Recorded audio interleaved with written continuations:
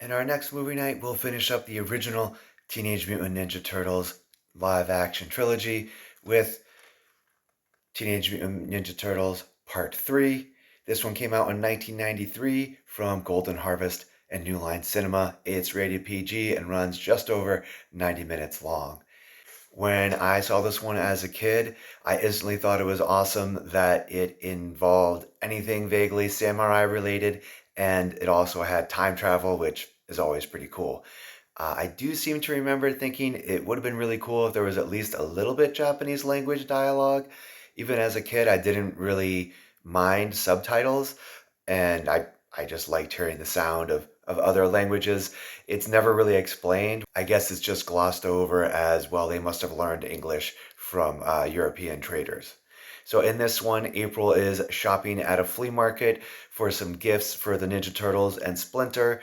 One of the things she brings back is this cool looking kind of scepter, and it turns out when someone in the past is holding a scepter and someone in the future is holding that scepter, they switch places.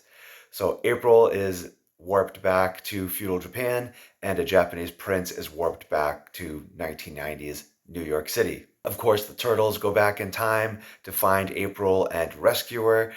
They are plopped into the middle of a rebellion of a small group of villagers against a local Japanese lord.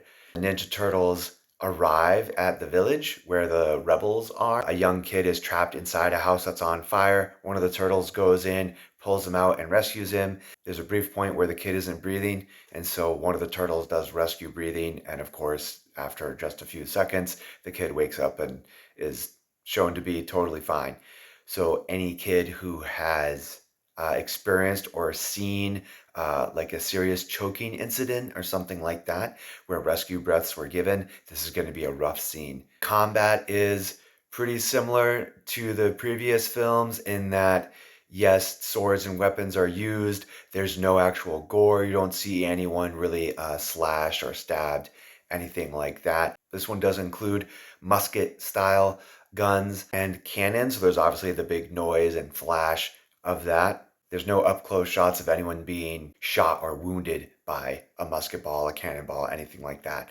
There is a scene where someone uses a catapult to knock somebody off a dock into the water. Any kid who has seen someone fall into the water and there was that moment of uncertainty if they were going to pop back up, that might be a rough scene for them. Casey Jones is back in this one, kind of, sort of. He stays in New York to keep an eye on things, including the 4 Japanese soldiers who switch places with the turtles and just kind of make sure nothing goes terribly wrong.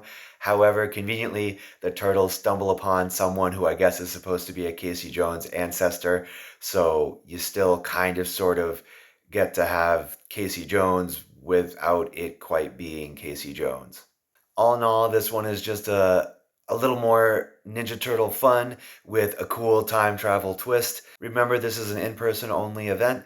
If you're unable to join, I always recommend looking for a copy through your local library. This one is going to be pretty unlikely to find on a streaming service like Netflix or Hulu.